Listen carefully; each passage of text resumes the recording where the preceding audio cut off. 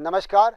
NCERT class 11th chemistry chapter 4 इसकी 3 classes हम पढ़ चुके हैं और तीसरी और लास्ट क्लास में हमने ये देखा था कि हाइब्रिडाइजेशन या संकरण को समझा था और उसके कुछ उदाहरण हमने देखे थे जिसमें sp, sp2 और sp3 थे।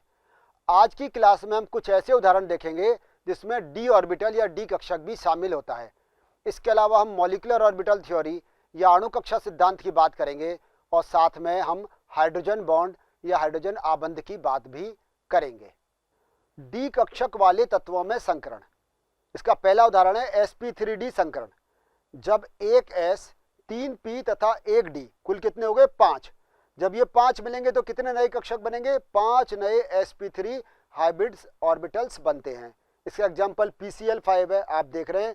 और इससे पहले हम बात कर चुके हैं, जब 5 बॉन्ड पेयर्स प्रेजेंट होते हैं तो ज्योमेट्री कैसी होती है या ज्यामिति कैसी होती है? ट्राइगोनल बाइपिरामिडल, त्रिकोणीय द्विसमतलीय। तो यहाँ आप देख रहे हैं P फास्फोरस की हम बात करें, इसके आउटर मोस्ट शेल में 5 इलेक्ट्रॉन है, 2 तो हैं किसमें? 3s में और 3 p में। जब एक्साइटेड स्टेट आती है तो एक s इलेक्ट्रॉन किसमें चला गया? d में। तो एक s, 3 p और 1 d ये आपस में संकरित हो जाएंगे और संकरण के बाद कैसा बना लेंगे? ये संकरित कक्षक sp3d। जब ये संकरित कक्षक बन जाएंगे पांचों, तब इनमें जाकर Cl क्या करेगा? ओवरलैपिंग कर लेगा और ओवरलैपिंग करके 5 नए सिग्मा बॉन्ड बना लेता है। एक और उदाहरण देखें इसका, sp3d2 संकरण। नाम से आपके समझ में आ रहा होगा, एक s, p3 मतलब 3p और d2 मतलब 2d। एक s, 3p और 2d कक्षक जब आपस में संकरित होंगे तो कुल कितने हो गए? 3 और 2 5 और 1 6, यानी कि 6 नए sp3d2 संकरित कक्षक बनेंगे। इसका उदाहरण SF6 है। यहाँ देखें सल्फर हम जानते हैं एटॉमिक नंबर 16 है।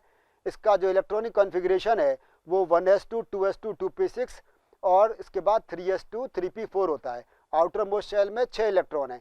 तो आप देखें जब ये ग्राउंड स्टेट में है तो s में 2 इलेक्ट्रॉन और p में 4 है। इसके बाद क्या हुआ? जब एक्साइटेड स्टेट आएगी तो एक इलेक्ट्रॉन s से और एक इलेक्ट्रॉन p से किसमें पहुंच जाएगा? d में।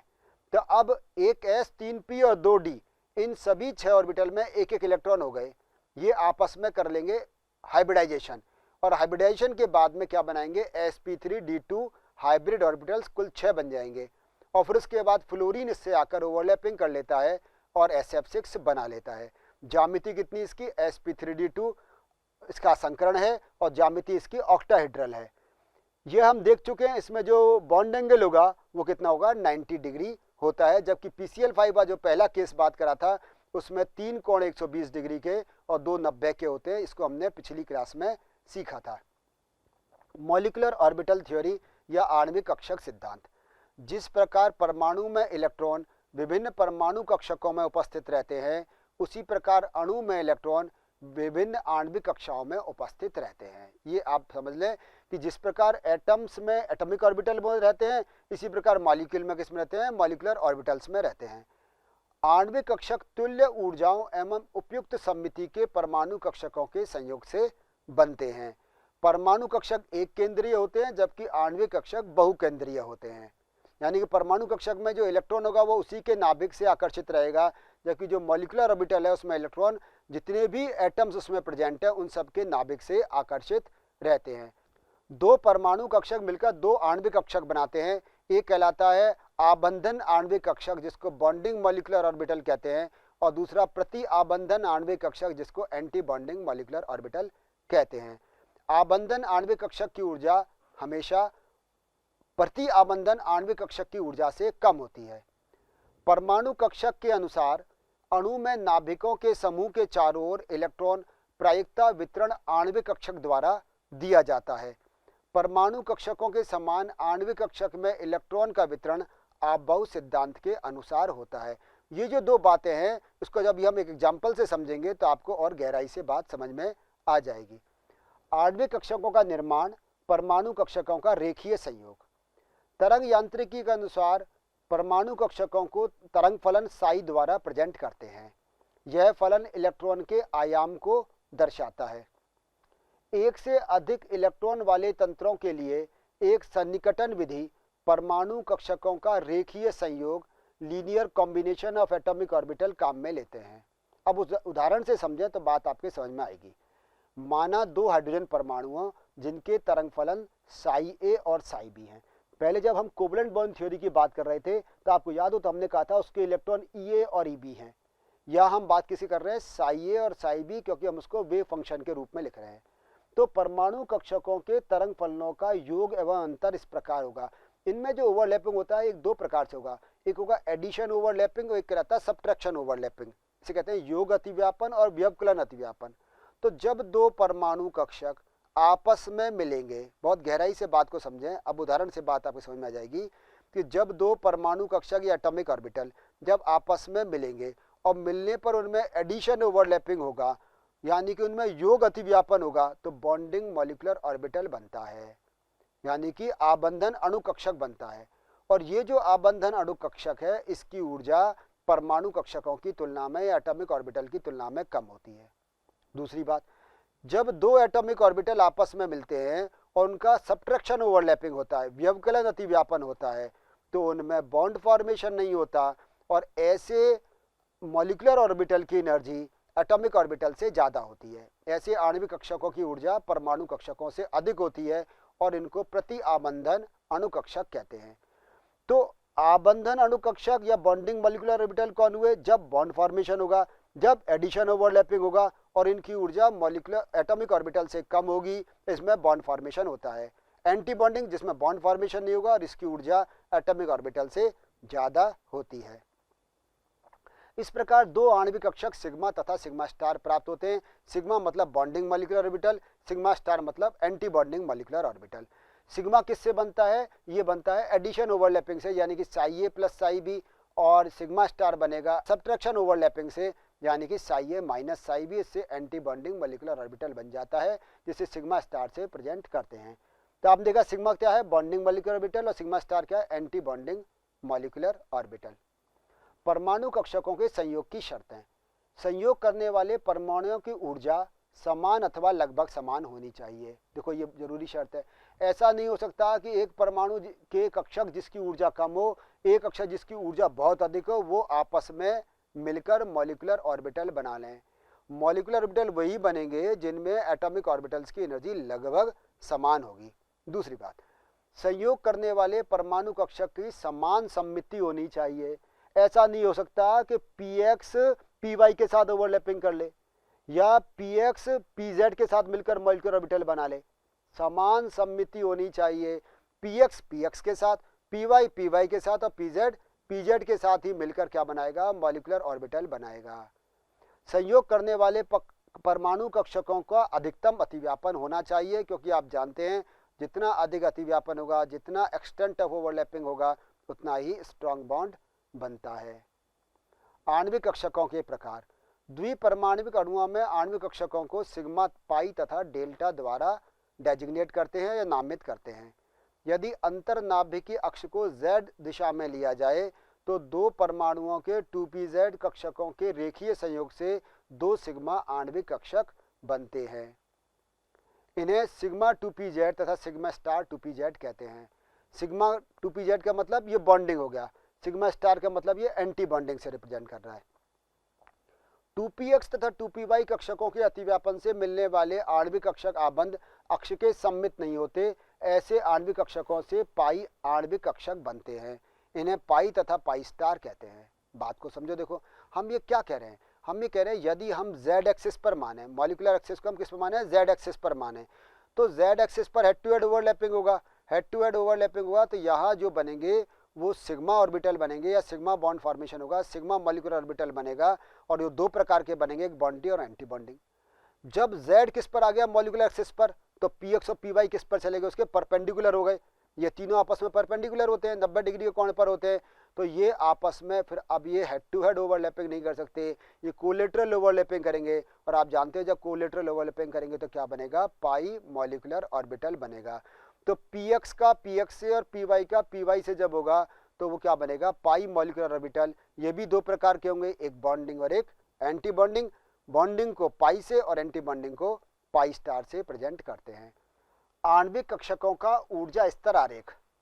बोरॉन, कार्बन और नाइट्रोजन जैसे डायटॉमिक मॉलिक्यूल्स के लिए आप देखें इनका ऊर्जा स्तर आरेख ऊर्जाएं किस प्रकार से बढ़ रही हैं, यह आप एक तो यह बात दिमाग में रख लें कि एंटी बॉन्डिंग की एनर्जी हमेशा बॉन्डिंग से ज़्यादा होगी।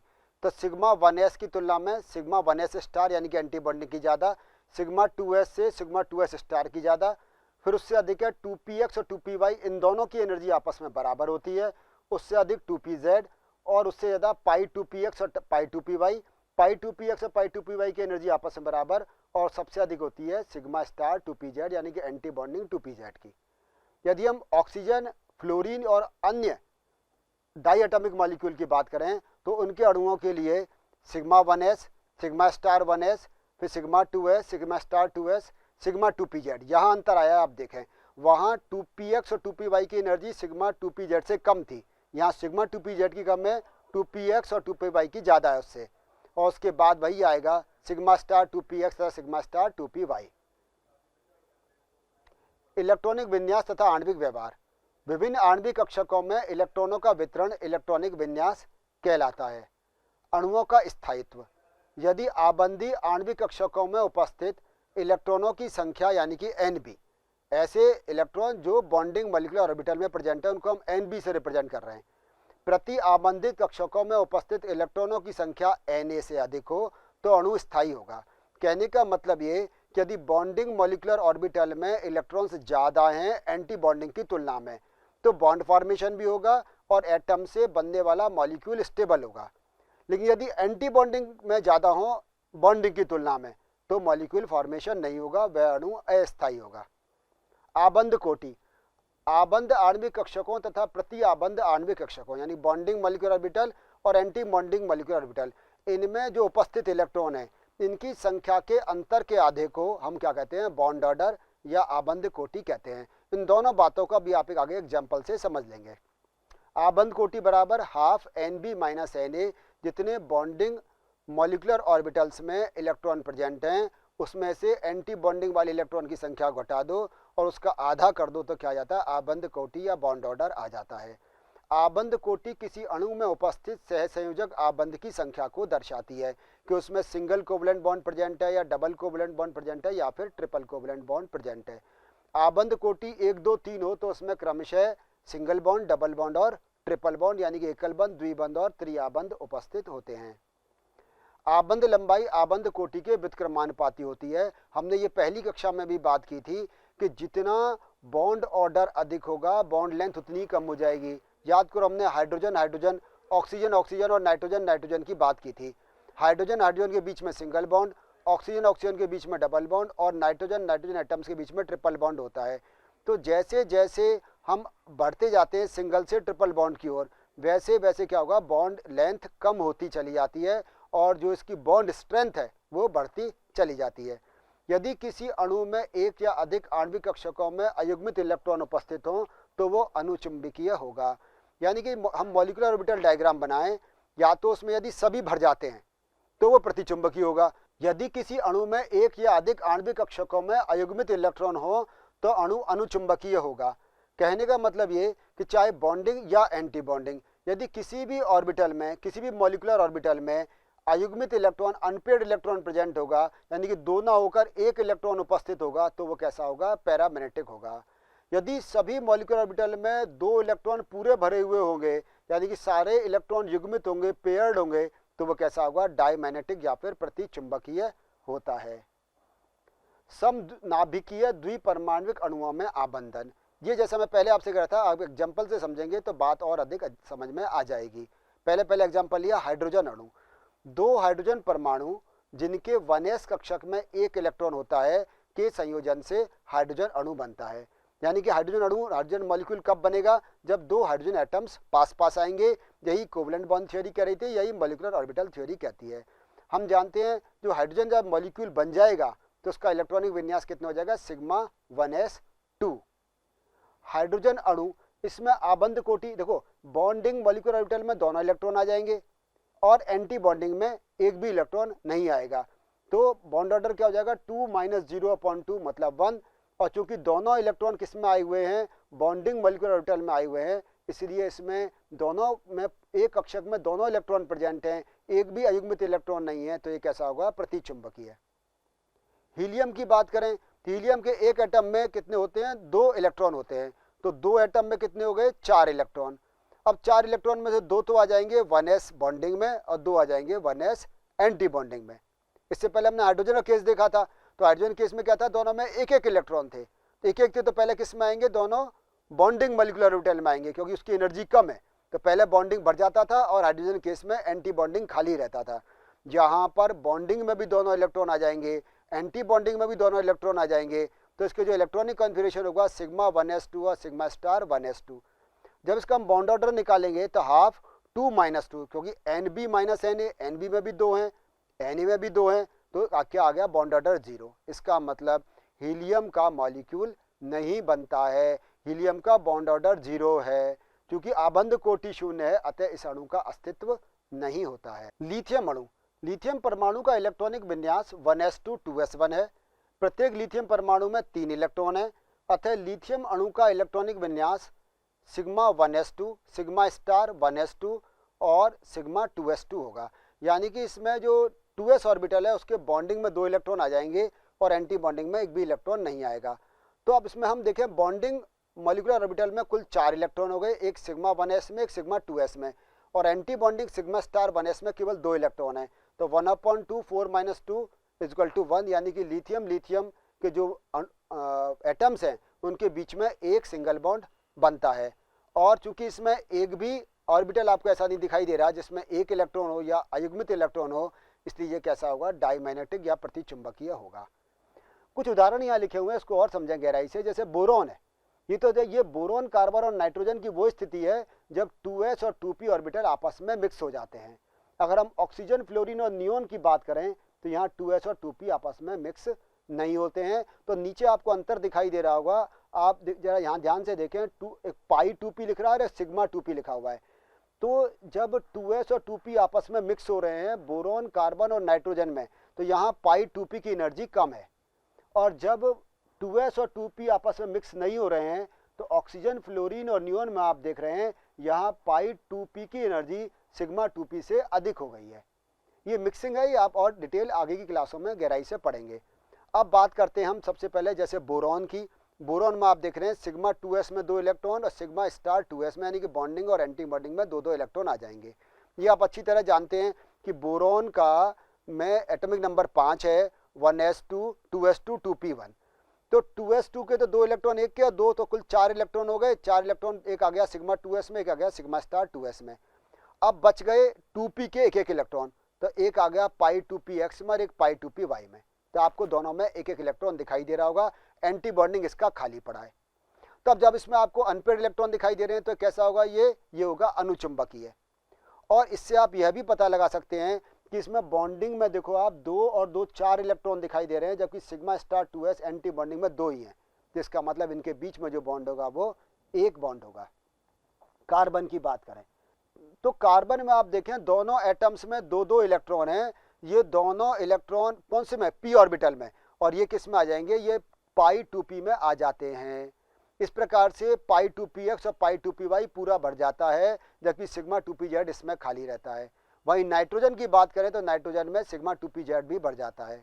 तो कार्बन का अगर हम बॉन्ड ऑर्डर निकालेंगे तो आपके समझ में आ रहा है, इसमें 6 इलेक्ट्रॉन तो बॉन्डिंग में, 2 किस में आ गए, एंटी बॉन्डिंग में, तो इसका बॉन्ड ऑर्डर 2 हो जाएगा। जबकि नाइट्रोजन का केस देखें तो इसमें 8 इलेक्ट्रॉन तो आ गए बॉन्डिंग में, आप देख रहे हैं 2 2 4 और 2 6, यानी कि सिग्मा 2s, इसके अलावा पाई 2px 2py और सिग्मा 2pz। तो इनमें 8 इलेक्ट्रॉन तो हो गए बॉन्डिंग में और 2 एंटी बॉन्डिंग में सिग्मा स्टार 2s में। तो इसका जो बॉन्ड ऑर्डर आएगा वो कितना होगा, 3 होगा। इसके बाद ऑक्सीजन की बात करते हैं तो ऑक्सीजन में अब इलेक्ट्रॉन जब बॉन्डिंग वाले पूरे भर गए तो एंटी बॉन्डिंग में जाना शुरू हो जाएंगे। तो ऑक्सीजन में 2 इलेक्ट्रॉन आप देख रहे हैं यहाँ पर एंटी बॉन्डिंग में चले गए हैं, और आप देख रहे हैं यहाँ पर ये दोनों इलेक्ट्रॉन जो एंटी बॉन्डिंग पाई 2px और पाई 2py में है, ये अलग अलग हैं, ये अयुग्मित हैं। इस कारण से ऑक्सीजन मॉलिक्यूल कैसा होता है, अनुचुंबकीय होता है। यह बात ध्यान से समझने की है। कोवलेंट बॉन्ड थ्योरी या सहसंयोजक बंध सिद्धांत यह नहीं समझा पाया था कि ऑक्सीजन की अनुचुंबकीय प्रकृति क्यों होती है, क्योंकि उसके अनुसार तो वहाँ पूरे ऑर्बिटल भर जाते थे। लेकिन MOT के द्वारा हम स्पष्ट रूप से समझा सकते हैं, क्योंकि यहाँ पर अयुग्मित इलेक्ट्रॉन उपस्थित हैं, इसलिए यह कैसा होगा, अनुचुंबकीय या पैरामैग्नेटिक होगा।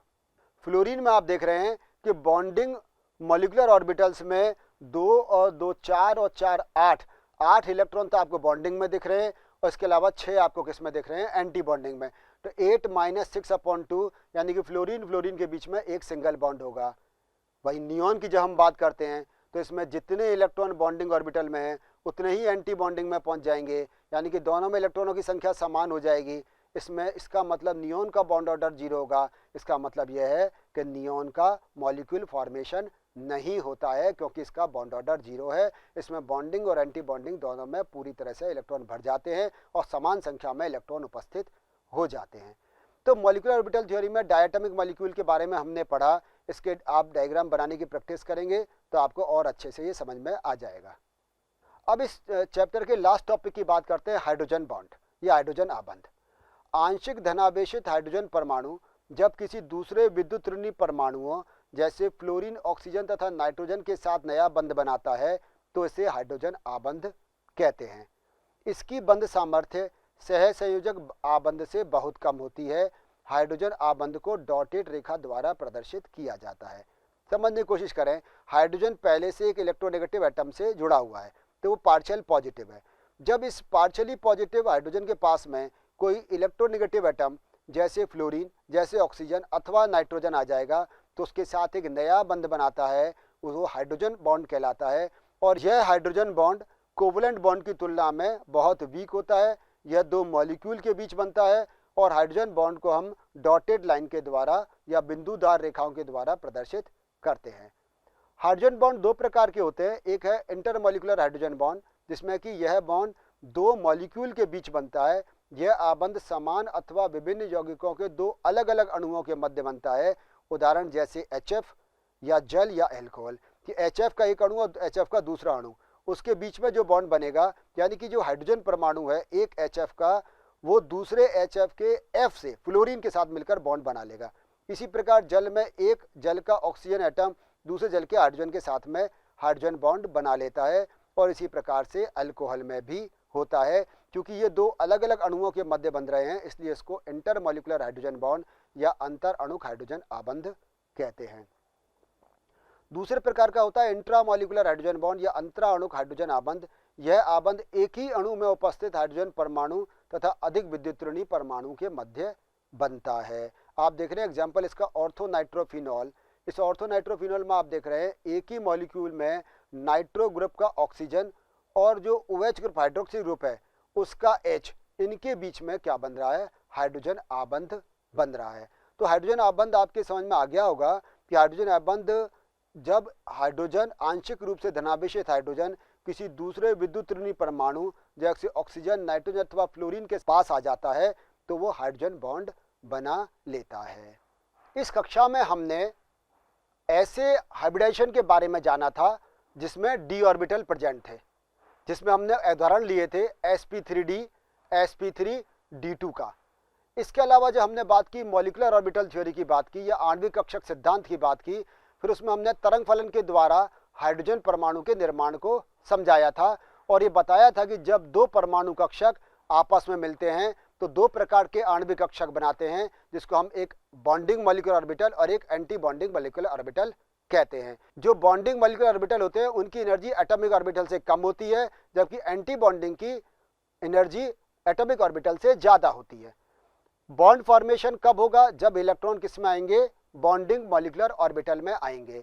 बॉन्डिंग मॉलिक्यूलर में आने से एडिशन ओवरलैपिंग होता है, जबकि सब्ट्रैक्शन ओवरलैपिंग होता है तो हमेशा एंटी बॉन्डिंग मॉलिक्यूलर ऑर्बिटल बनते हैं। इसको हमने गहराई से सीखा था।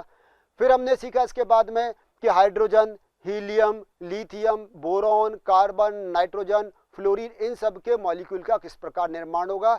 हमने इनके इलेक्ट्रॉनिक विन्यास को भी जाना, कौन कौन से मॉलिक्यूलर ऑर्बिटल में कितने इलेक्ट्रॉन आएंगे उस इलेक्ट्रॉनिक विन्यास को भी सीखा। और साथ साथ हमने यहाँ पर हमने आबंध कोटि या बॉन्ड ऑर्डर को निकालना भी सीखा था। और यह भी हमने जाना था कि बॉन्ड ऑर्डर जितना ज़्यादा होगा मॉलिक्यूल उतना ही स्ट्रांग होता है, यानी उसके बीच में जो बॉन्ड होता है वो उतना ही अधिक होता है और बॉन्ड लेंथ कम हो जाती है। उसके बाद जो हमने जाना वो हाइड्रोजन बॉन्ड के बारे में जाना।